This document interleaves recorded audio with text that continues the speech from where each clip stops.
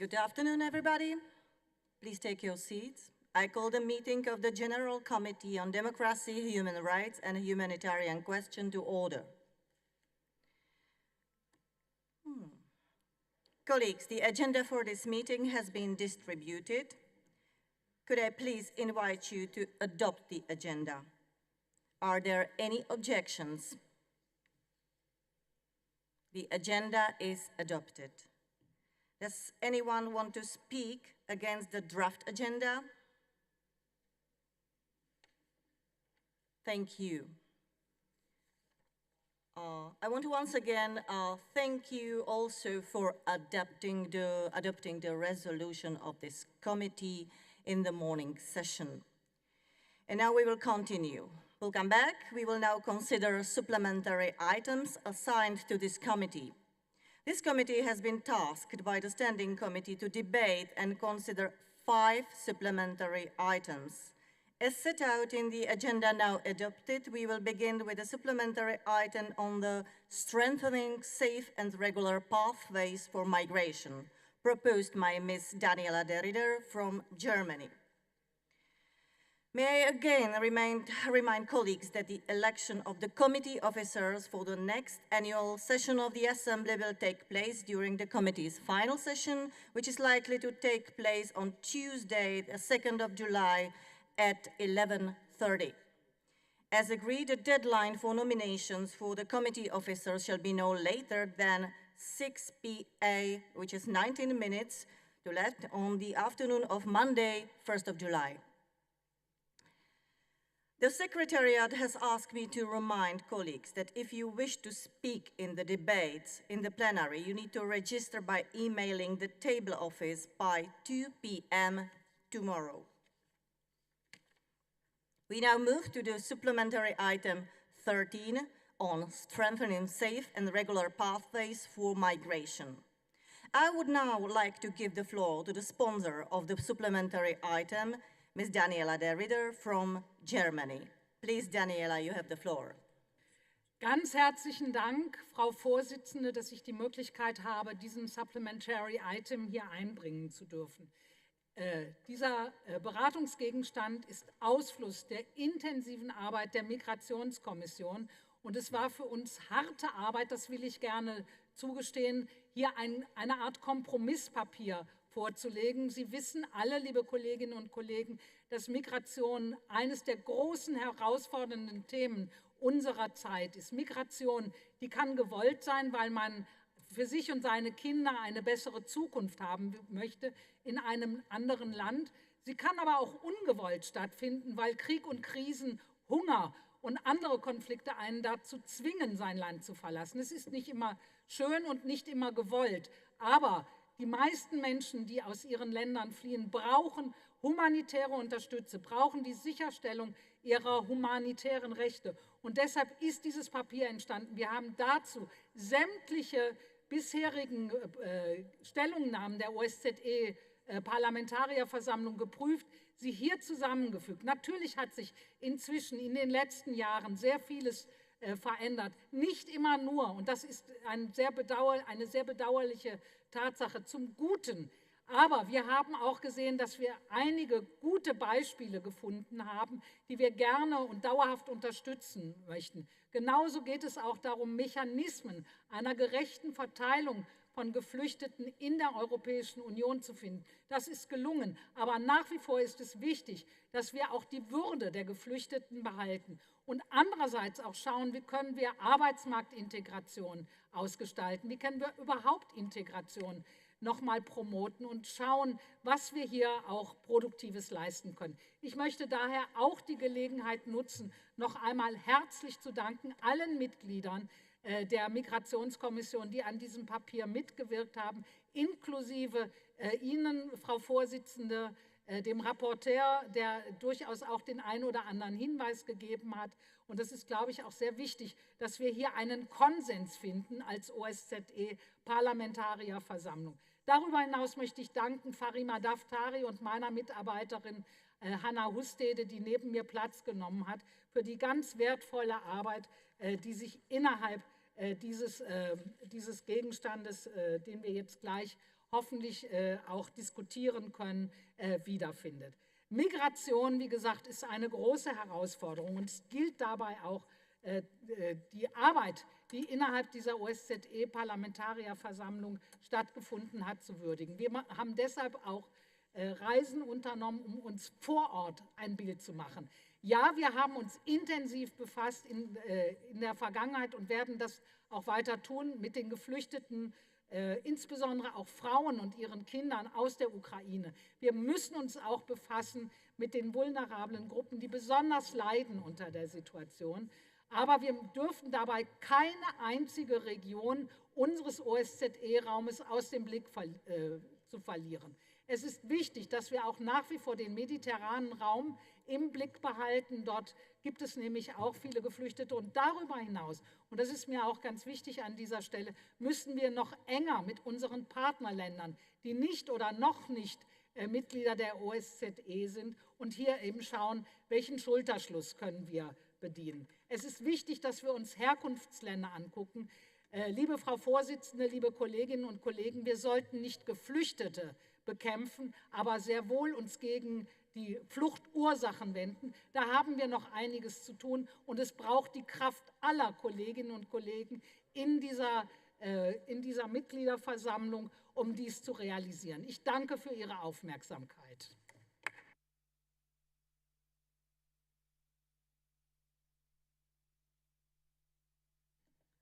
Thank you, Daniela, and thank you again for your hard work in the Migration Committee and, of course, to all your team.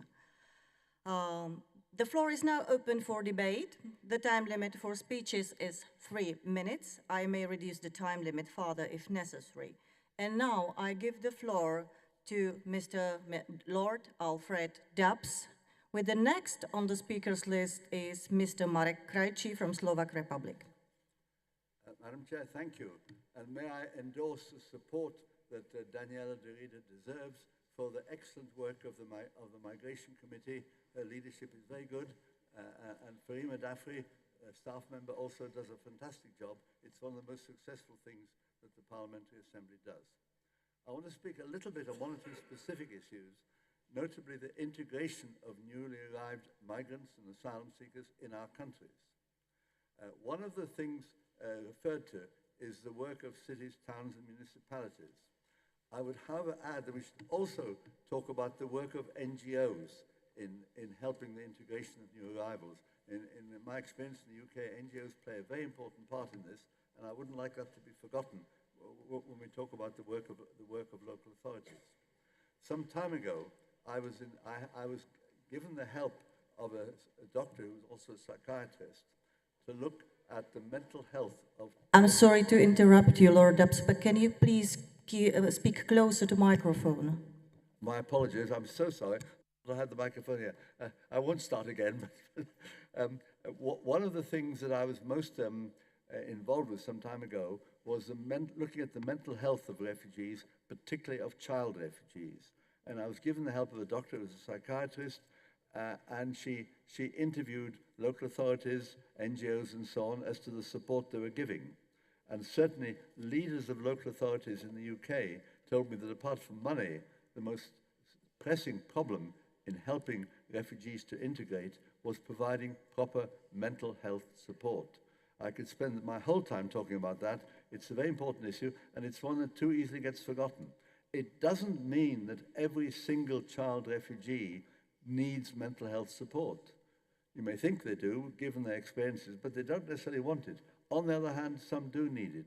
And it's a very sensitive issue, because whereas we can use an interpreter to talk about what somebody wants to eat, the nuances of mental health are much more complicated, much more sophisticated, and so we have to be careful. But again, I would urge that we look at the mental health support we're giving.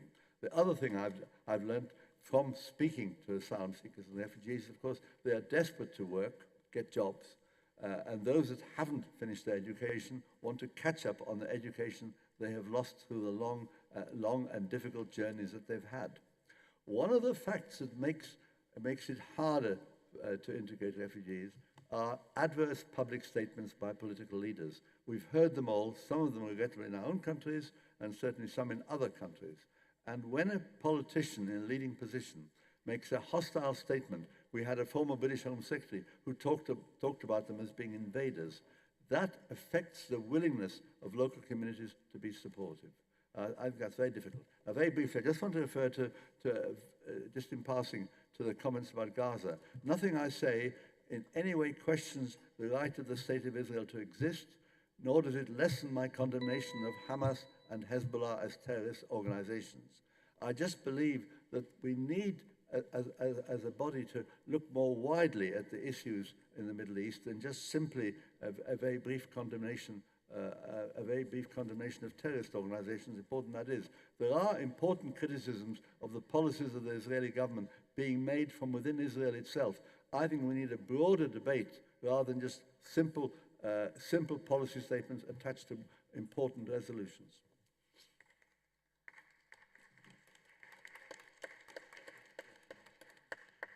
Thank you, Mr. Dubs. The next speaker will be Marek Krejci, and after him, please, our next speaker will be Mr. Joan Pons. So, Marek Krejci, you have the floor. Thank you, Madam Chairperson, for giving me the floor. Dear colleagues, I would like to begin by emphasizing that Slovakia stands fully behind Ukraine in its fight against Russian aggression. The Ukrainian people are experiencing immense suffering, and Slovakia is committed to providing them with all possible assistance. Refugees from Ukraine are welcome in Slovakia, and we are providing them with the necessary humanitarian and asylum support. Being Ukraine's immediate neighbor, Slovakia currently hosts more than 110,000 refugees from Ukraine and continues to provide them with full support, including full access to healthcare, schools, and labor market. In this context, I would like to say that the text in paragraph 13 of the supplementary item on strengthening safe and regular pathways for migration specifically did not state Slovakia, Ukraine's immediate neighbor, in the list of countries who together are hosting millions of Ukrainian refugees in Europe. I am convinced that adding Slovakia to the text of the resolution would be an appropriate reflection of the situation. Thank you for giving me the floor. Thank you. The next speaker will be Mr. Joan Pons from Spain, and the next in the list is Ms. Farah Karimi from Netherlands. Sí, pues, muchísimas gracias, Presidenta. Muchísimas gracias a Daniela de Ridder por el informe, por la extensión del documento y sobre todo por el tono con el que se aborda la cuestión de la migración. Creo que el tono es extremadamente importante y sobre todo que no hay ninguna sensación de criminalización de un fenómeno que en el siglo XIX era una cuestión que se ligaba mucho a los derechos liberales, la libertad de poder migrar.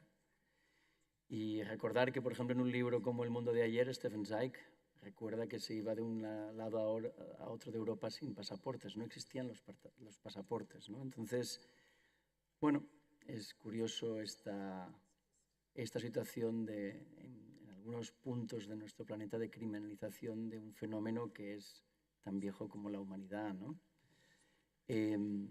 Todos los países europeos tienen una necesidad de personas sobre todo que permitan sostener el sistema social, los sistemas de bienestar y por tanto tenemos que ser realistas y ser muy cuidadosos con las fuerzas que dedican más tiempo a criminalizar que a integrar.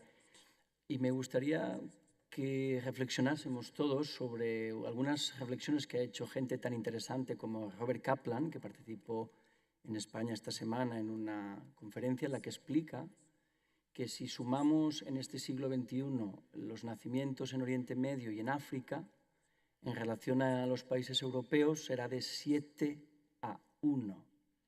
Por cada nacimiento en Europa habrá 7 nacimientos en África y en Oriente Medio. Y por tanto, Robert Kaplan nos invita a reflexionar sobre nuestra identidad europea, ¿no? Somos la Organización de Seguridad y Cooperación en Europa.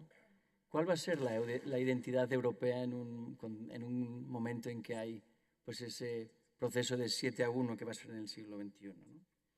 Por tanto, sí que creo que es interesante reflexionar y creo que este documento va en una línea positiva, ¿no? Y simplemente para terminar, me gustaría que de nuevo reflexionáramos sobre el enfoque que le damos a la migración. Mucha gente habla de la seguridad colectiva y plantea la migración como un problema, como un obstáculo, cuando en realidad es uno de los andamiajes más potentes que tenemos, ¿no? No es un problema de seguridad colectiva, sino una cuestión de solidaridad colectiva. Y sí que me gustaría terminar con esta sensación de cuando alguien acusa a los migrantes, lo que tal vez tendría que ser capaz de entender es qué es lo que hemos hecho mal, para no ser capaces de dar una respuesta y que muchas veces esa respuesta acabe acabando en movimientos populistas. Muchísimas gracias.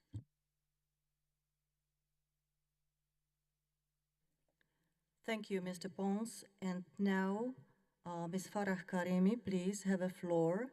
And Ms. Ingrida Sirsene, please prepare for your intervention. Thank you very much, Madam Chair.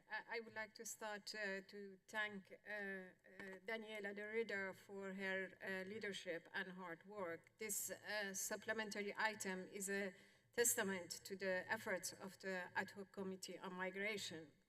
It thoughtfully addresses the universal human rights of people on the move, regardless of the reasons behind their displacement. Whether fleeing war, natural disaster, or economic hardship, everyone has human rights that must be respected. At the same time, it recognizes the significant challenges faced by host countries. Above all, it champions the principle of solidarity, which is crucial for managing these challenges while upholding human dignity. Dear colleagues, I am reminded of an unforgettable moment from our annual meeting 2 years ago. During the meeting of the Ad Hoc Committee on Migration, just 4 months after Russia's full-scale invasion of Ukraine, one of our Ukrainian colleagues shared a very important reflection, and I quote, he said, "Half a year ago, I couldn't imagine that I would be sitting here and talking about more than 1 million Ukrainian refugees in Europe. It happened so suddenly." End of quote. This stark reality underscores the unpredictability of such crises. None of us, and I mean really none of us, is immune. War, natural disasters, or economic turmoil can strike anyone, anywhere. In those moments, the importance of robust protection mechanisms becomes very clear. And I speak from personal experience when I say that without the protections provided by the Geneva Convention on Refugees, I wouldn't be sitting here today. As representatives of the people, it is our duty to safeguard these vital protection mechanisms. Let us be vigilant and committed to preserving the systems that uphold human rights and dignity in times of crisis. Thank you very much. Thank you, Farah. The next speaker will be Ms. Ingrida Sirsene, and after her, Mr. Zvonimir Troskot from Croatia. Dear colleagues, I would like to take this opportunity to speak against paragraph 11, 35, 36, and 43 of this supplementary item. I am against paragraph number 11 because the EU Pact of Migration and Asylum is an EU-centric agreement which delineates responsibilities specific to member states and given the opposition from several states, this passage doesn't add substantive value and serves merely as a nominal reference. I am against paragraph 35 and 36 because the EU Pact on Migration and Asylum pertains exclusively to EU member states, while the OSCE encompasses a broader array of participating states. While the OSCE, including these articles may not be relevant to the OSCE wider mandate and membership. As regards paragraph 43, I recommend striking the specific reference to the recently adopted German Skilled Immigration Act. While it may be a promising initiative, it is premature to present it as an example of good practice given its recent implementation and limited exposure. Moreover, referencing a single country-specific regulation may not be appropriate in the context of a multilateral declaration. Therefore, I am against paragraph 43, and dear colleagues, when it comes to the voting, I ask you to vote down paragraphs 11, 35, 36, and 43. Thank you. Thank you. Mr. Truscott will have a floor, and after him, the last on the list, Ms. Pauline O'Reilly. Dear Madam Chair, ladies and gentlemen, distinguished members of the OSCE Parliamentary Assembly, first of all, it's always an honor to speak after Mrs. De Ridder. One can agree or disagree with her points of view, but her hard work has to be recognized. Today, I would like to address the significant and multifaceted issue of migration, particularly focusing on the Croatian perspective. Croatia, as a member of the European Union, is deeply involved in the collective effort to manage migration flows, but this involvement comes with a complex area of risks, both existential and financial. Croatia has always been a hospitable country towards those in need of help, but that obviously cannot undermine the limited budget margins of a country. From an existential standpoint, Croatia faces several challenges. The sudden influx of migrants can strain the social fabric of a country, potentially leading to societal tensions. Croatia, with its relatively small population and developing economy, is especially vulnerable to those pressures. There is also the issue of integration. Migrants bring diverse cultural backgrounds, languages, and traditions, which can enrich a society, but also pose challenges for integration, as having been seen in some Northern European countries. If not managed carefully, this diversity can lead to segregation and social discord. Croatia, still in the process of consolidating its post-independence national identity, faces the delicate task of balancing the integration of migrants while preserving social cohesion. The financial implications are equally significant. For a country like Croatia, which is still recovering from the global financial crisis and working towards economic stability, these demands can be overwhelming. The Dublin Agreement, which mandates the first EU country a migrant enters is responsible for processing their asylum claim, places additional strain on border countries like Croatia. The Dublin Agreement's fines can be particularly punitive. For instance, under the agreement, if Croatia does not accept its allocated number of migrants, it could face huge amount of penalties per unaccepted applicant. This is a substantial sum for any country, but especially burdensome for Croatia, which has a smaller GDP compared to the other EU nations. These fines divert funds from critical areas such as infrastructure development, NATO and military contributions, healthcare improvements, and educational programs. For Croatia, which is striving to enhance its living standards and economic competitiveness, this diversion of resources can have long-term repercussions. Croatia's situation highlights the need for a more equitable and sustainable solution to the migration crisis. Only through such collective and compassionate efforts can we hope to address the complexities of migration in a manner that benefits both migrants and host nations. Thank you very much for your attention. Thank you. And now, Ms. O'Reilly, please, you have the floor.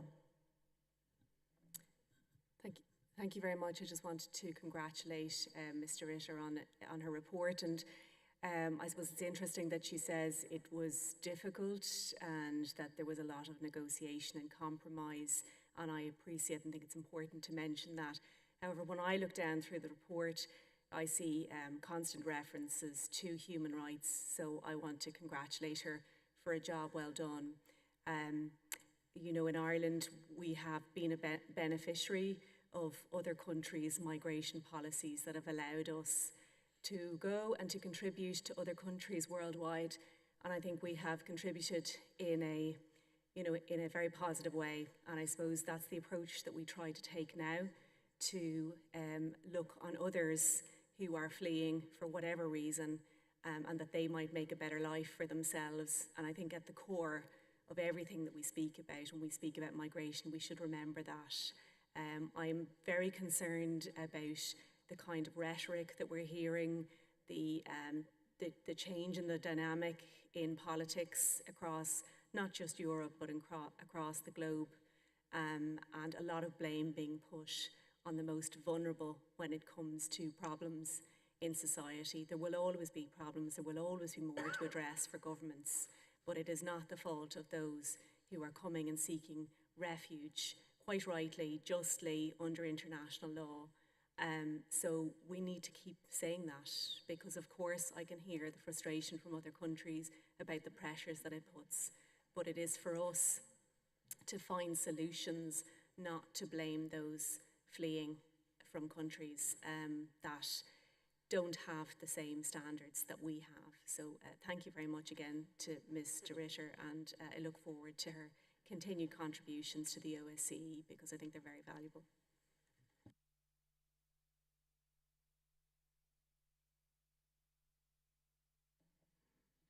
Thank you very much. We will now move to consider the amendments submitted to the draft solution. 7 valid amendments have been tabled, and copies of the amendments have been made available. In discussing amendments, I will call the proposer of the amendment first, and then will call any opponent of the amendment. As agreed this morning, to save time and to avoid many votes on the items that have broad support, if no amendment has been tabled to a paragraph, and if nobody requests a vote on a paragraph, we can consider it adopted. Needless to say, anytime a specific vote is requested, we will do so. We will first take paragraphs 1 to 10 together. Does anyone want a vote on any of these paragraphs? With no request for a vote, paragraphs 1 to 10 are agreed. Now I call Mr. Markopoulos from Greece to propose the amendment 1 to paragraph 11. Hello.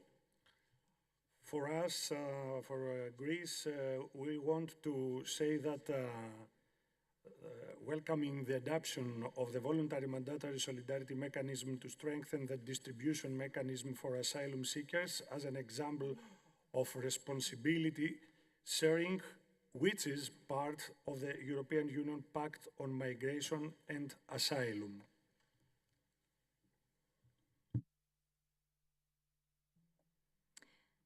Does anyone wish to speak against the amendment 1?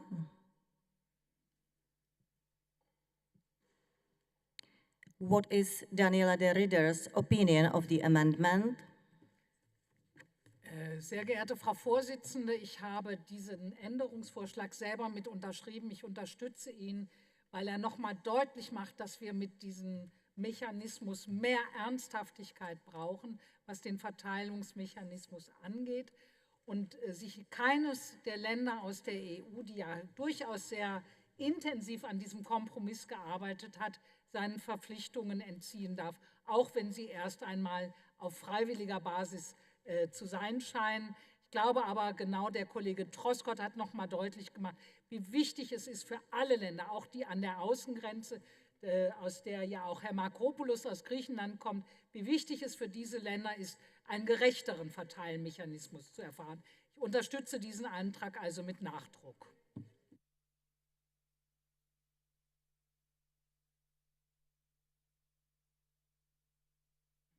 Thank you, Daniela. I shall now put the Amendment 1 to the vote, and I want to announce that, for the sake of transparency, we will, from now on, announce the exact numbers of each vote.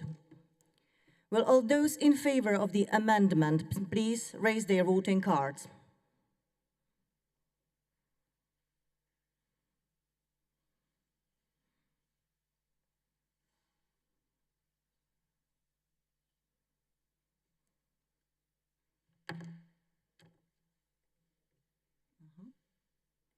Will all those against please raise their voting cards?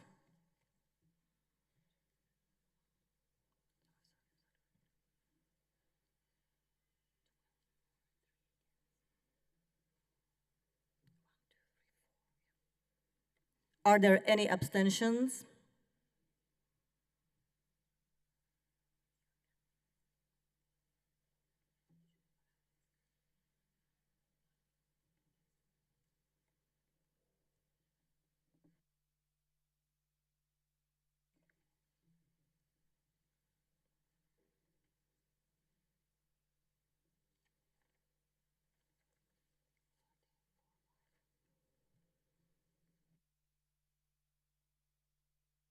There was 30 in favor, 4 against, and 5 abstained. The Amendment 1 is adopted.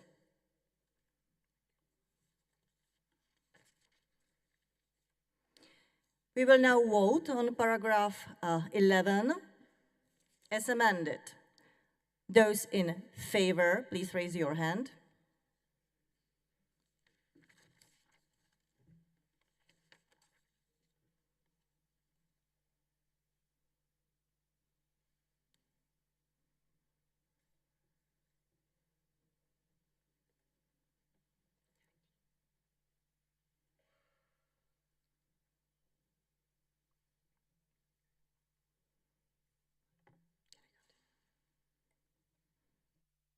Those against?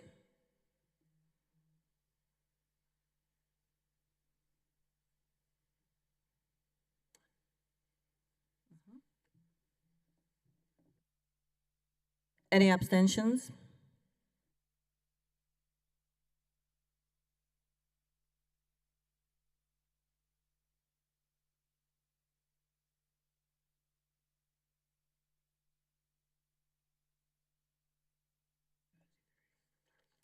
It's 33 in favor, 2 against, and 4 abstained.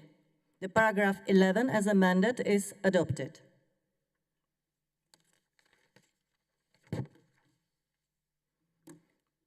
We will now take paragraph 12, which doesn't have any amendments proposed. Does anyone want a vote on this paragraph? With no request for a vote, paragraph 12 is agreed.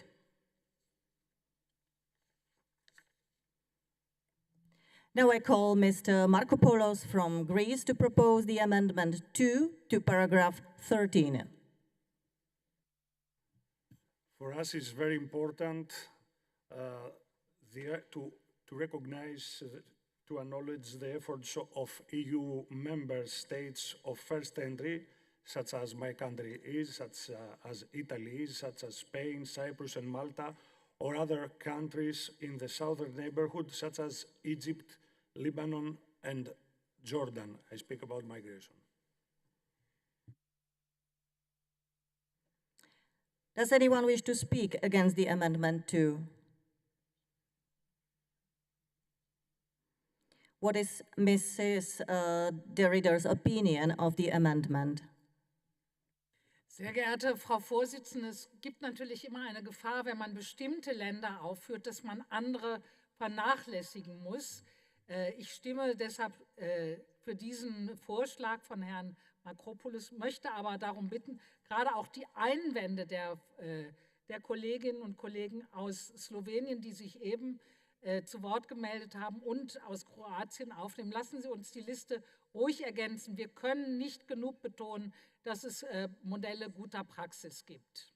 Insofern bin ich dafür, aber mit den entsprechenden Ergänzungen.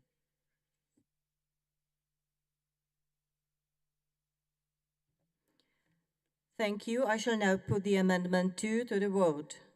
Will those in favor of the amendment please raise their voting cards?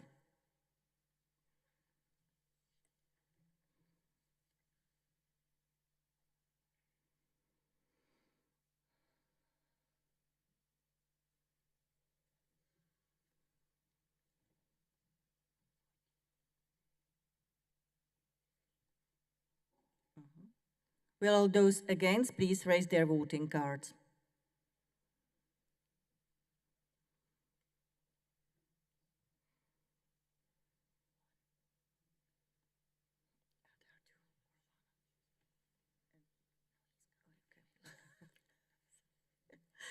Any abstentions?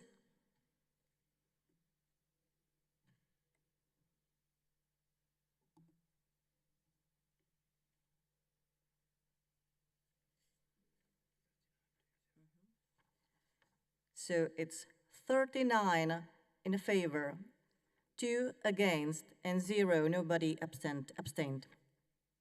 The amendment 2 is adopted. We will now vote on paragraph 13 as amended. Those in favor?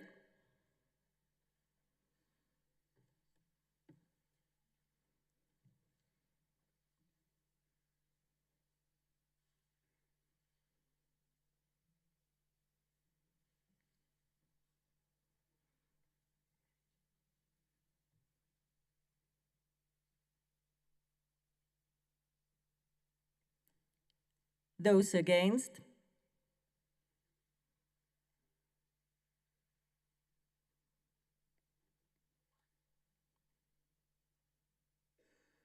Abstentions?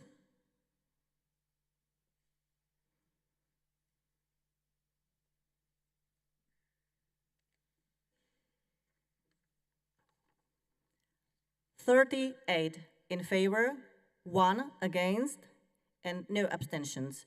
The paragraph 13 as amended is adopted. We will now take paragraphs 14 and 15 together. Does anyone want a separate vote on any of these paragraphs? With no request for a vote, paragraphs 14 and 15 are agreed. I call Mr. Markopoulos from Greece to propose the amendment 3 to paragraph 16.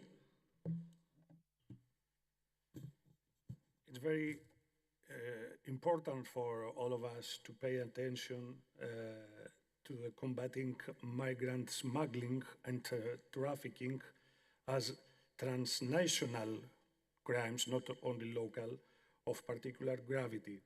Dismantling smuggling networks should be among our priorities. It's very important. Smugglers are criminals, and we have to recognize that. Thank you. Does anyone wish to speak against the amendment 3? What is Madame de Ridder's opinion of the amendment? Ich unterstütze diesen Antrag, weil er sich ohne weiteres einfügt in die Konfliktlage und zu diesen Forderungen genau an dieser Stelle passt.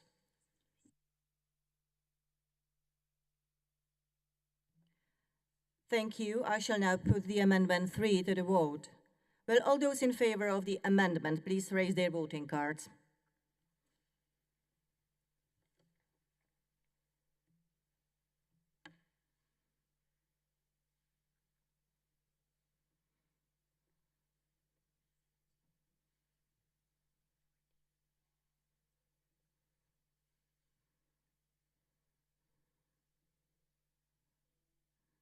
Will all those against please raise their voting cards now?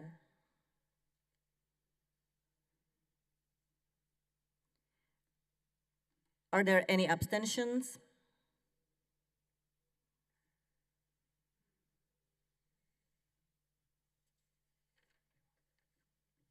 It's 40 in favor, no against, and no abstentions. The amendment 3 is adopted. We will now vote on paragraph 16 as amended. Those in favor?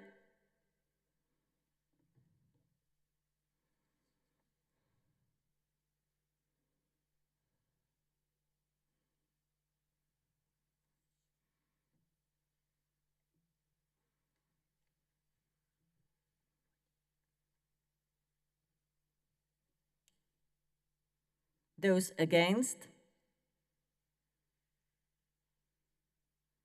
Any abstentions?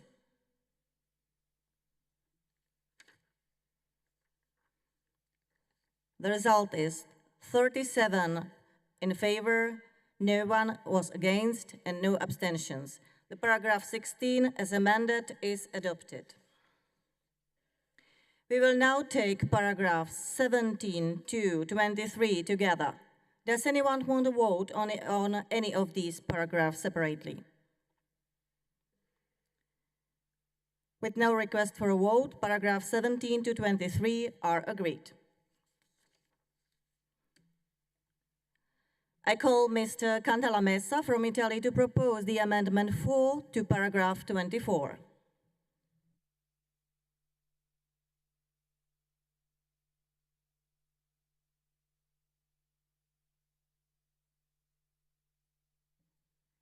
Will anybody speak on behalf of Mr. Cantalamessa?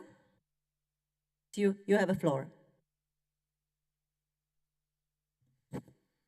Grazie Presidente, cari colleghi. L'emendamento proposto dal collega onorevole Cantalamessa prevede che, oltre alla condanna alle attività terroristiche di Hamas ed un cessate il fuoco immediato a Gaza, sia chiesto anche l'immediato rilascio degli ostaggi rapiti il 7 ottobre 2023.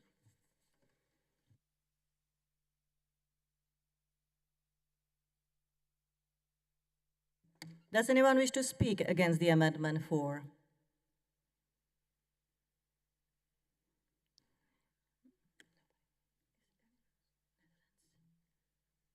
I can see the delegation from Netherlands. Please have a floor.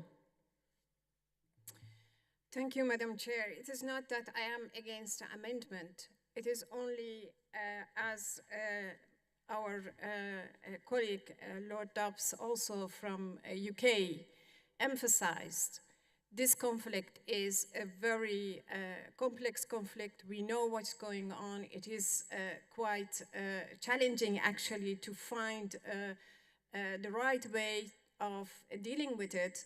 And I agree with his idea that this actually resolution is not the place that we talk about this conflict. So I would like actually also to suggest a voting on this, and I think this only one amendment is not going to complete it. It remains very difficult actually to give a place to this conversation, this very complex conflict in this resolution. So I find it very unfortunate to read it here. Thank you, Farah. What is Madame de Ridder's opinion of the amendment? Ich habe gegen den Änderungsantrag keine Einwände, will aber betonen, warum dieser Gegenstand hier in den Migrationsantrag aufgenommen wurde. Wir haben als OSZE-Parlamentarierversammlung auch eine präventive Funktion. Und gerade mit Blick darauf, was in Gaza oder auch im Westjordanland passiert, sollten wir einen präventiven Blick auf die Lage haben und genau vermeiden, dass hier durch eine entsprechende Oppression und Repression Migration produziert wird. Deshalb, und das ist auch nochmal in der Türkei-Reise der Migrationskommission betont worden, ist es wichtig, dass wir einen ganz intensiven Blick auf die Region im Nahen Osten haben. And your recommendation for the amendment? Dem Änderungsantrag zuzustimmen. Thank you, Daniela. I shall now put the amendment 4 to the vote. Will all those in favor of the amendment please raise their voting cards?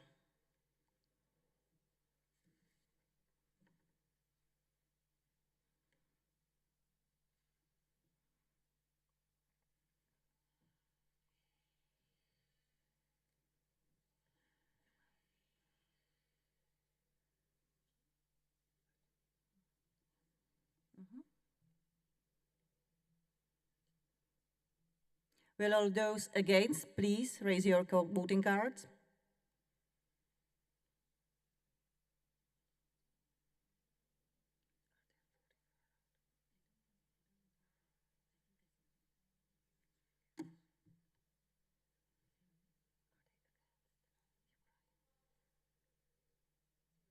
Excuse me, is the delegation from Ukraine against or not?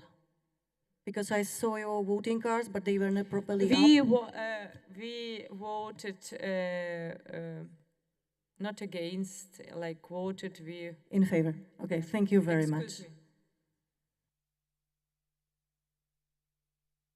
Any abstentions?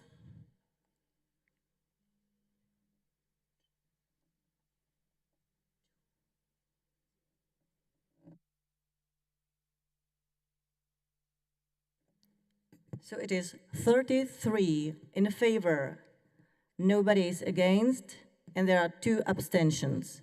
The amendment 4 is adopted. Now we will vote on paragraph 24 as amended. Those in favor?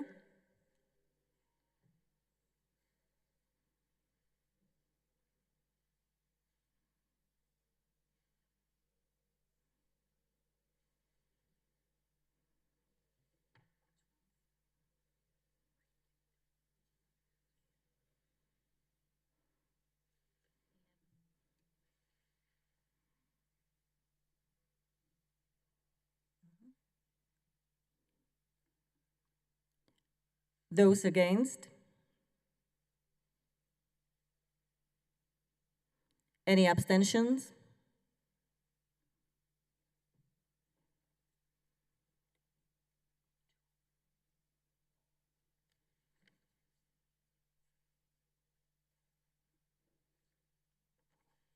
There were 32 in favor, nobody was against, and 3 abstentions. The paragraph 24 as amended is adopted. We will now take paragraphs 25 to 27 together. Does anyone want to vote on any of these paragraphs? With no request for a vote, paragraphs 25 to 27 are agreed. Now I call Mr. Zoffili from Italy to propose the amendment 5 to paragraph 28. Grazie Presidente, onorevoli colleghi, con questo emendamento si vuole riconoscere l'attività e l'impegno del volontarismo e della società civile in campo umanitario senza che possa prestare il fianco ad alcuna critica, in particolare di violare la legge di uno o più Stati membri della nostra organizzazione. Non si tratta solo di un principio di diritto del tutto evidente, ma anche di una necessaria puntualizzazione per evitare, come è avvenuto in passato in Italia, in prima linea nella gestione dei flussi migratori, che tali attività si pongano in contrasto con le norme che regolano la materia dell'immigrazione e della difesa dei confini nazionali ed europei. La nostra proposta tende a fugare ogni dubbio circa l'attività di tali organizzazioni affinché l'operato delle ONG sia legittimato nel rispetto delle regole dei paesi in cui operano, senza che possano in alcun modo interferire nel contrasto ai flussi migratori illegali. Grazie.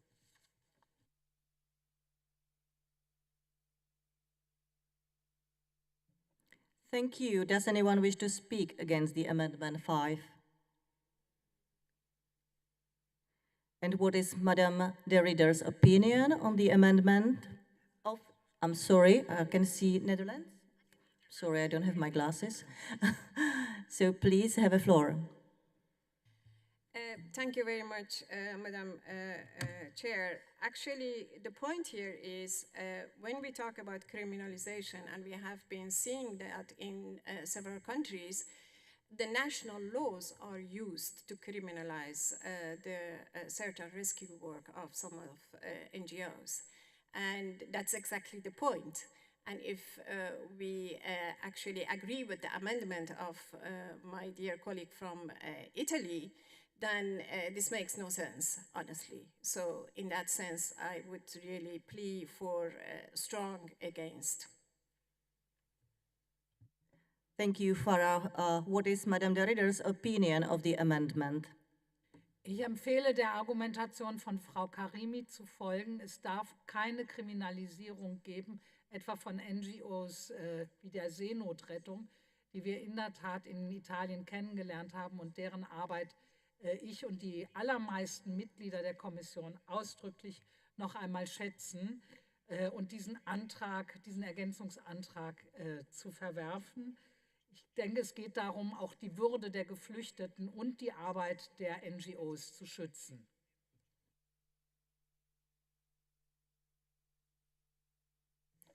Thank you. I shall now put the Amendment 5 to the vote.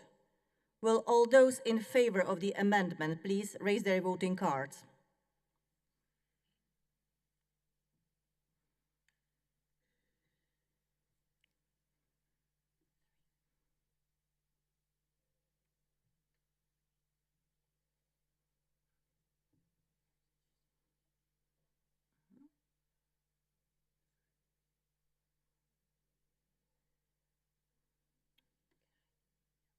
Will all those against please raise their voting cards?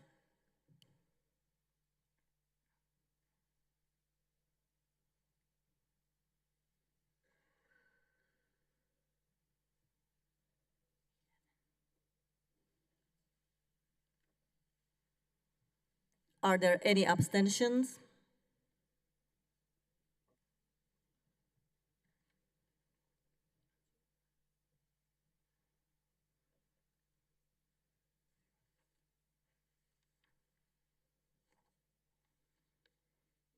There was 10 in favor, 23 against, and 3 abstentions.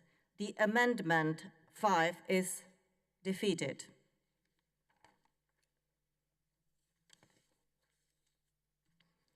We will now vote on paragraph 28 without any amendments. Those in favor?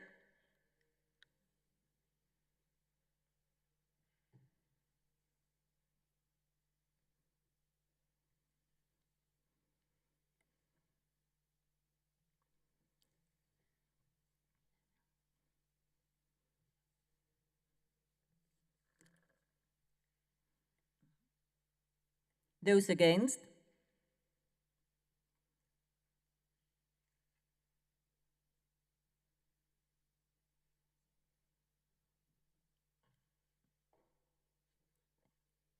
Any abstentions?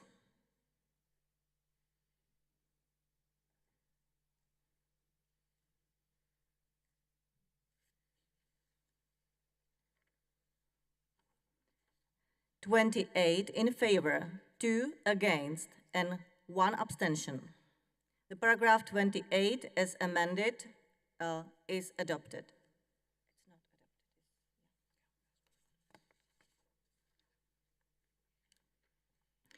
We will now take paragraphs 29 to 31 together. Does anyone want to vote on any of these paragraphs?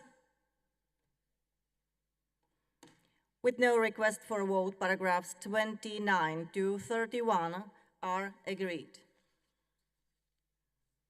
I call Mr. Zoffili from Italy to propose the amendment 6 to paragraph 32. Grazie Presidente, colleghi.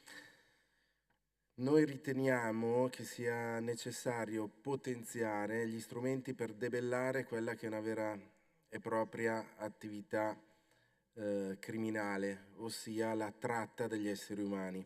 Ciò può avvenire in 2 modi, ossia impedendo alle organizzazioni criminali di gestire il fenomeno della migrazione e intensificando la collaborazione internazionale nella prevenzione e repressione dei flussi migratori illegali. L'emendamento proposto dunque a questo fine, ossia quello di rafforzare tali strumenti nell'interesse di tutti i paesi della nostra organizzazione. Grazie Presidente. Does anyone wish to speak against the amendment 6? Netherlands, please, Farah Harami, have a floor. Thank you very much, Madam Chair. Actually, this is the only paragraph in the whole resolution that really mentions the pathways, regular migration pathways. This is the important, actually the core message of this resolution, and making it conditional by adding the anti-smuggling or anti-human trafficking points makes it very weak. And at the same time, we already, in the previous paragraphs, added this stronger language about anti-smuggling efforts. So I would say, please keep this short and focused. And this is very important to have the resolution in balance. Thank you. Thank you, Farah. What is Madame de Ridder's opinion of the amendment? Ähnliches wie Frau Karimi. Ich empfehle, diesen Ergänzungsantrag abzulehnen. In der Tat geht es darum, kriminelle Machenschaften zu unterbinden. Aber diese Ergänzung ist an dieser Stelle obsolet. Wir haben vor wenigen Minuten eine entsprechende Ergänzung in Paragraph 13 vorgenommen. Im Übrigen sind auch die Absätze 16, 30 und 33 bereits mit der Idee verbunden, Menschenhandel und Menschenschmuggel zu unterbinden. An dieser Stelle hier ist diese Erwähnung, diese erneute Erwähnung meines Erachtens überflüssig. Ich empfehle die Ablehnung.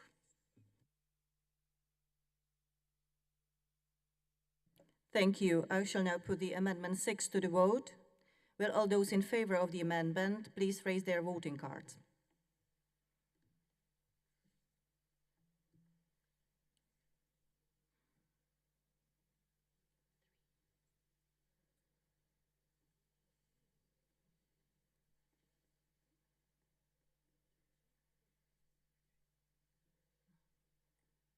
Will all those against please raise their voting cards?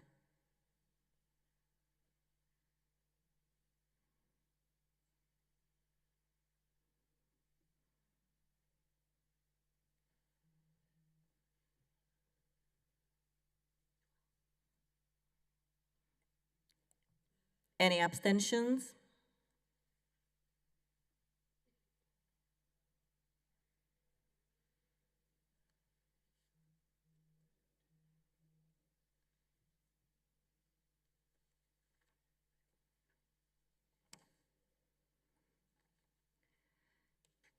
Ten voted in favor of the amendment, 27 against, and 2 abstentions. The amendment 6 is defeated.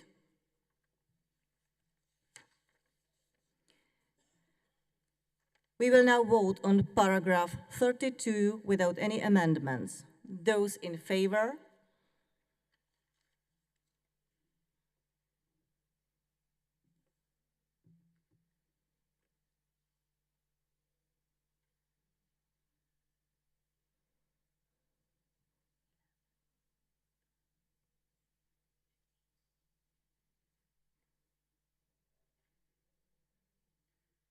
Those against?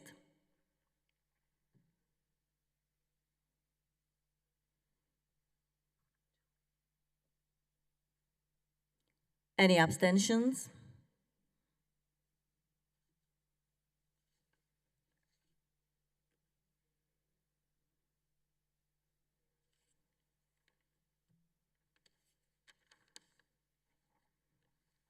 There was 32 in favor, 2 against, and 3 abstentions. The paragraph 32 is adopted.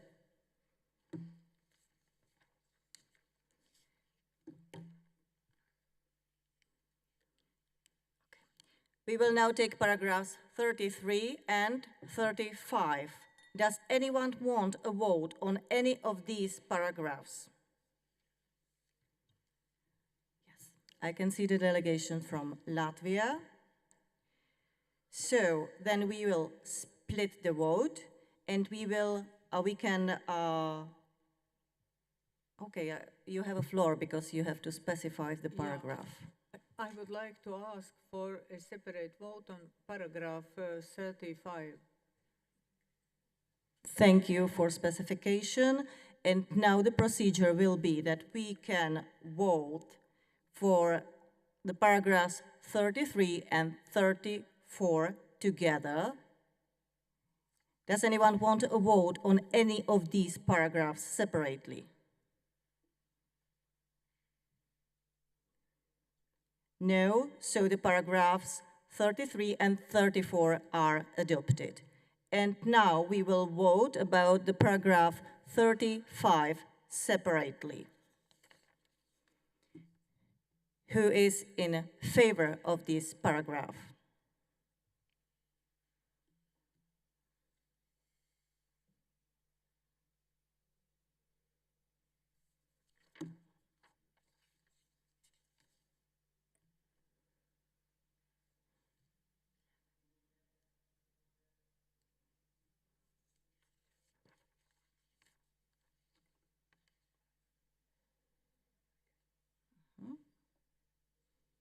Those against?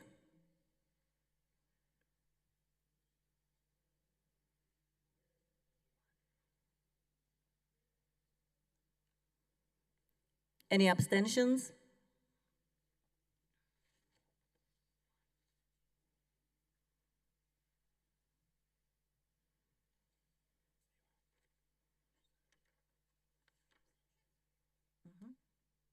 So it's 25 votes in favor, 2 against, and 3 abstentions. The paragraph is adopted. I call now Mr. Markopoulos from Greece to propose the Amendment 7, which deletes paragraph 36. Yes, Madam President. We want the delete of paragraph 36. You know, the European Pact is the result of negotiations between dominated European states. To involve NGO is something that we cannot understand. And also, we respect NGOs' role. It's something very important. They help a lot. But sometimes NGOs' goals are not objective. We speak about laws of the states and also respect of laws and rights of the member states of European Union. So we have to respect the EU Pact as it is. Thank you. Does anyone wish to speak against the Amendment 7?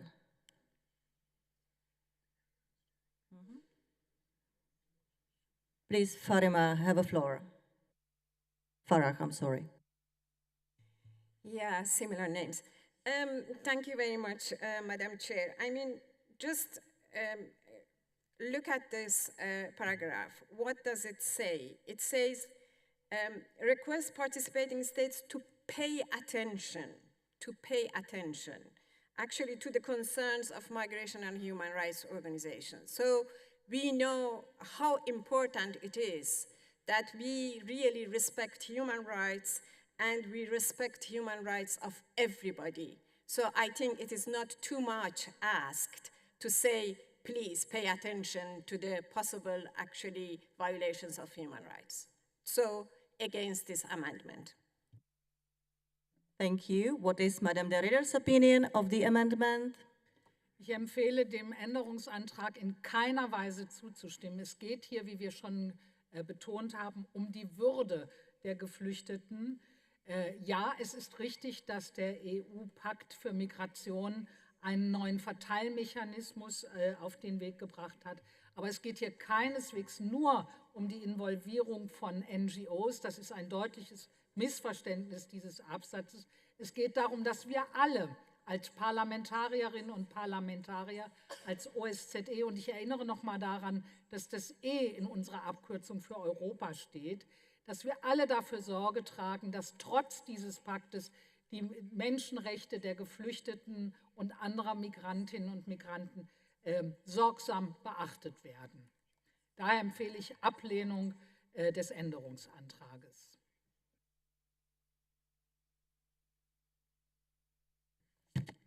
Thank you. I shall now put Amendment 7 to the vote. Will all those in favor of the amendment please raise their voting cards?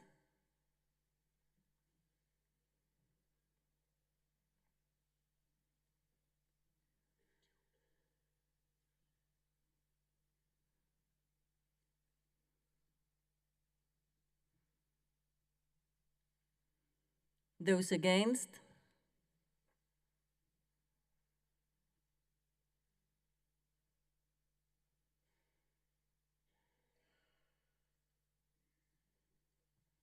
Any abstentions?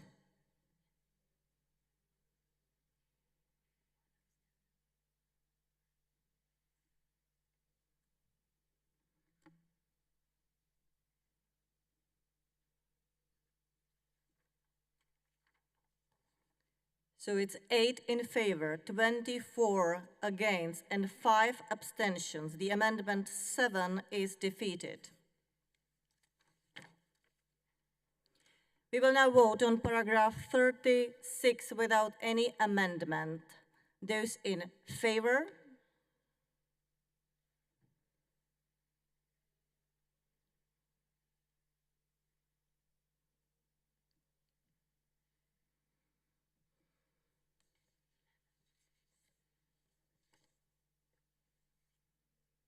Those against?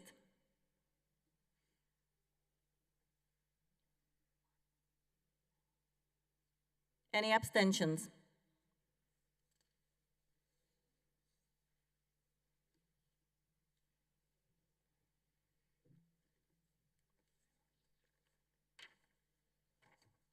"27 in favor, 2 against, and 1 abstention. The paragraph 36 is adopted. And now we will take paragraphs 37 to 44. Does anyone want a vote on any of these paragraphs separately? I can see Latvia. Please specify the paragraphs. Yes, thank you. I would like to ask once more for a separate vote on paragraph 43. Thank you very much. So the procedure can be, or that I suggest, is to vote together on the paragraphs 37 to 42 together. Does anyone want a vote on any of these paragraphs separately?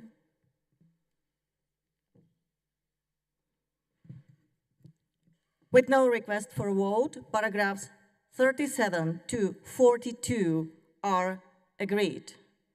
Now we will vote on the paragraph 43 separately. Those who are in favor of this paragraph, please raise your hands.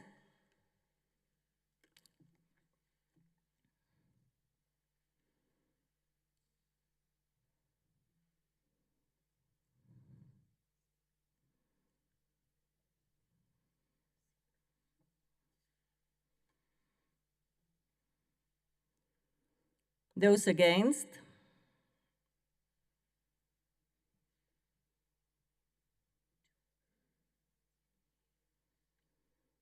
Any abstentions?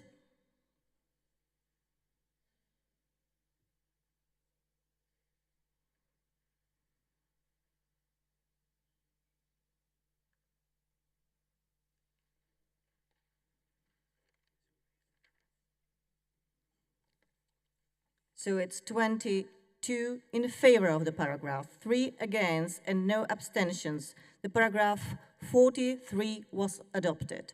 Now we can continue to the separate vote on the paragraph 44. Those who are in favor of this paragraph?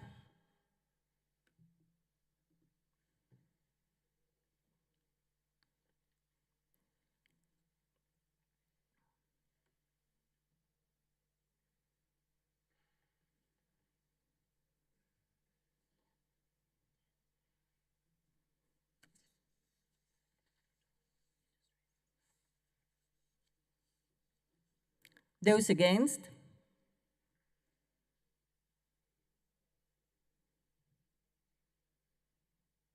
Any abstentions?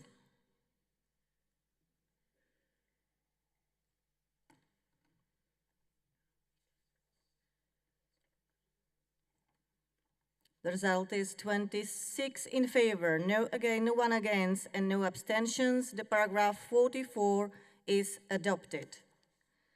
Now, I propose that we now formally move to a vote on the draft resolution as amended. Would those in favor of adopting the draft resolution as amended please raise their voting cards now?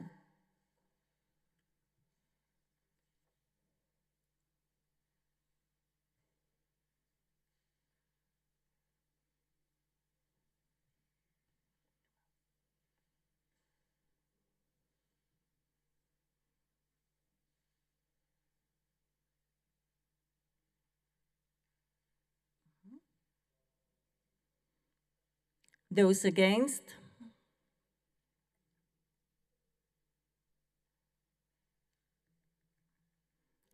Any abstentions?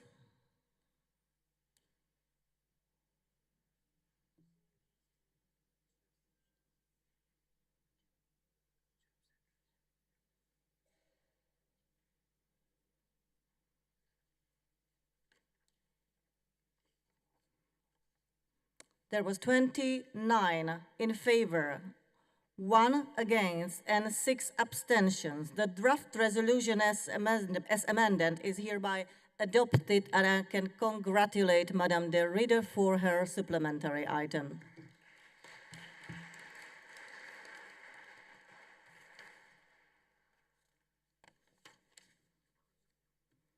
We now move to the supplementary item 14 on strengthening actions to prevent human trafficking and protecting survivors to prevent re-trafficking. I would now like to give the floor to the sponsor of the supplementary item, and I think that Mr. Joe Wilson will speak instead of Mr. Smith from the USA. Thank you, Madam Chair. And Madam Chair and colleagues, incredibly and gruesomely, over 28 million people across the world continue to be enslaved in forced labor and sex trafficking. This horrible crime generates some $236 billion in illegal profits each year, and most of that is for forced commercial sexual exploitation. The world should be concerned about new and overlooked types of human trafficking, including trafficking for the purpose of organ harvesting and trafficking for forced criminality in online scam centers. Ukrainian women and children fleeing Russia's illegal war on Ukraine also continue to be vulnerable to human trafficking, especially when seeking housing and employment as refugees. Survivors of human trafficking can be left in vulnerable circumstances for years afterwards. This includes enduring unstable and inadequate housing situations, mental health challenges, and marginalization, all of which can make them more susceptible to re-trafficking. Protection services for survivors of human trafficking are critical for healing and empowerment, as well as the prevention of re-trafficking. Our governments need to provide survivors with housing, mental health care, workforce development, and life skills training. Effects should be to step up the education programs involving schools, survivor leaders, students, and parents, in addition to training law enforcement on recognizing and investigating human trafficking, including internet crimes against children. With these efforts, we must apply an age-appropriate and trauma-informed approach and include the expertise of survivor leaders in the development of our policies and programs. A resource to address the situation is the OSCE ODIHR Handbook on National Referral Mechanisms to strengthen capacities to identify trafficking victims and ensure their protection. I urge all of you to support this supplementary item, and I yield back. Thank you, Mr. Wilson. As no delegate wishes to speak on this resolution, I will move on to decisions. We will now move to consider the amendments submitted to the draft resolution. 2 valid amendments have been tabled and copies of the amendments have been made available.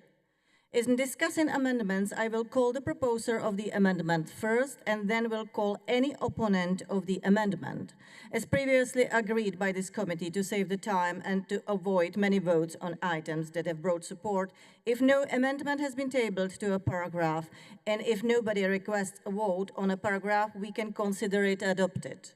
Needless to say, any time a specific vote is requested, we will do so. We will take paragraphs 1 to 10 together, which do not have any amendments proposed to them. Does anyone want a vote on any of these paragraphs separately?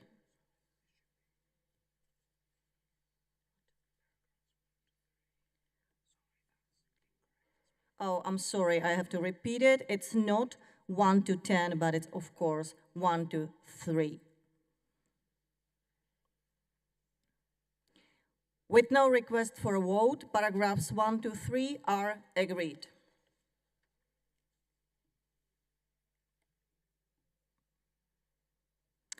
I call Mrs. Fry from Canada to propose the Amendment 1, which inserts a new paragraph after paragraph 4. Thank you very much, Madam Chair. I think this is self-explanatory. While I agree that there must be age sensitivity in this whole trafficking amendment, SI, I'd like to say there has to be gender sensitive. In 2020, the United Nations found that 60% of those trafficked were women and girls. And we know that these, not only are they trafficked, but they are actually very vulnerable to rape and to violence as trafficked persons. And so one of the things that we would like to do is to help the trafficked persons. We need to talk about support for the victims, the survivors of trafficking. And so I want to add that we make it gender sensitive and also add that we give supports, mental health supports and other supports to the survivors of trafficking. Thank you. Does anyone wish to speak against the Amendment 1? What is Mr. Wilson's opinion of the amendment? On Canada Day, I support the Canadian amendment.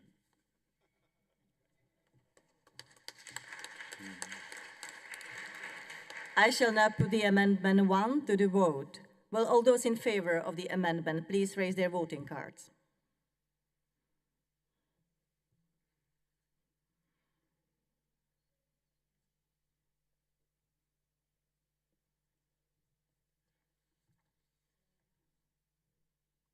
Anyone against?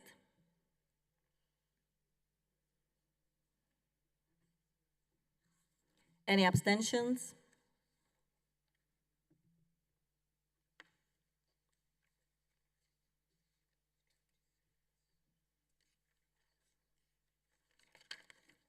There's 26 in favor of the amendment, nobody against, and no abstentions. The Amendment 1 is adopted. We will now take paragraph 5 to 10. Does anyone want a vote on any of these paragraphs? With no request for a vote, paragraphs 5 to 10 are agreed. I call Mrs. Fry from Canada to propose the Amendment 2, which replaces paragraph 11. Thank you very much, Madam Chair. I think this is very self-explanatory. Once again, I think we need to look at educating schools and teachers and people who are in charge of young people to warn them about the risks of being trafficked, to warn them about, even on social media, to luring that tends to lure young people and then traffic them. And so I think it's pretty self-explanatory. I think it's important to bring about education so we can prevent trafficking from occurring in the first place to young people.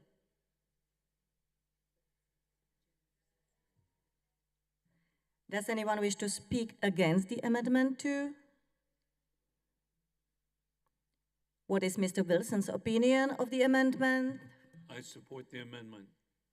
Thank you very much. I shall now put the Amendment 2 to the vote. Will all those in favor of the amendment please raise their voting cards?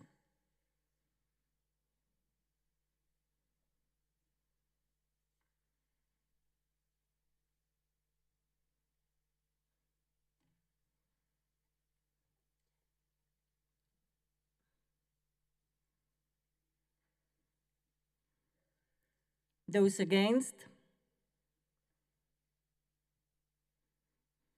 Any abstentions?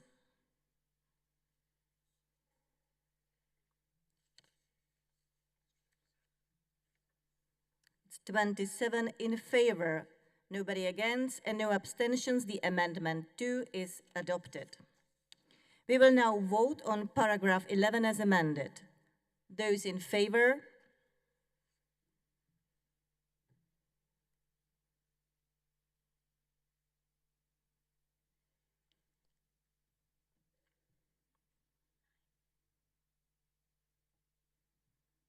Those against?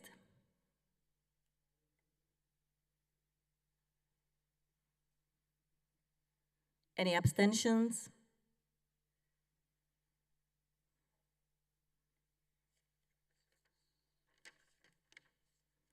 So it's 26 in favor, nobody against, and no abstentions. The paragraph 11 as amended is adopted. And we're coming to the end. We will now take paragraphs 12 to 18 together. Does anyone want a vote on any of these paragraphs separately?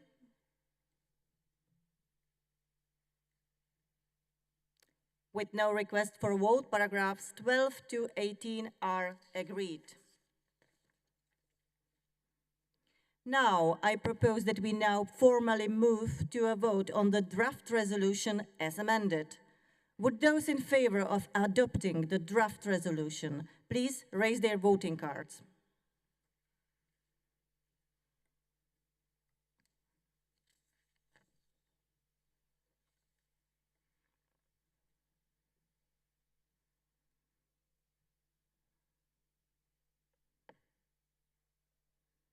Those against?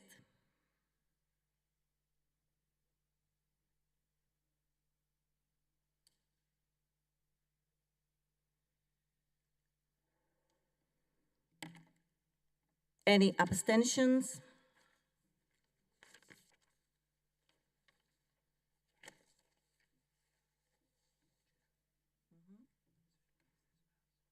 So it's 27 in favor, nobody against, and no abstentions. And the draft resolution is adopted. And I can congratulate Joe Wilson or Mr. Smith for the supplementary item.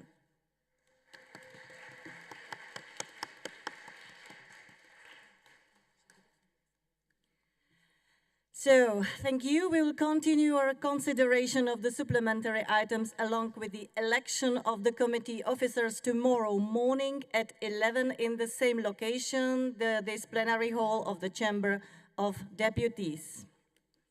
Have a great evening.